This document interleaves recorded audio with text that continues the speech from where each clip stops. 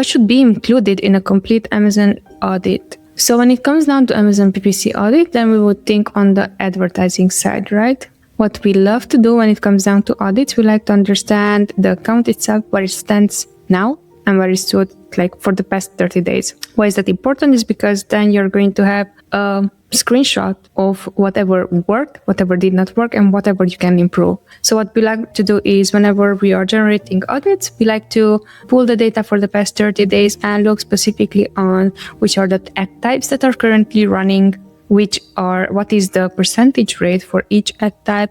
Then if there are specific placements that are working well, which are those? If there are specific keywords that are working well, which are those? If there are specific keywords that are not working well, which are those? We like to look into how messy and how clean an account is. Now, for the brand, maybe it's nonsensical and it doesn't make sense for them. However, actually, it makes sense because the moment that you are going to open up a campaign and it's like totally you cannot find why a campaign was created or the strategy behind, or the campaign name is not clear to understand at least what is within the campaign. Those are red flags because you don't know whoever managed the account beforehand, what they do, what they've done with the account. And if they didn't have clarity when it comes down even these small steps, actually probably on an account level, they didn't have clarity. So those are the things that we like to do when it comes down. Now, of course, if there's a best-selling product, we like to look at that product, how does it performs, and if the product is profitable or not. But these are really,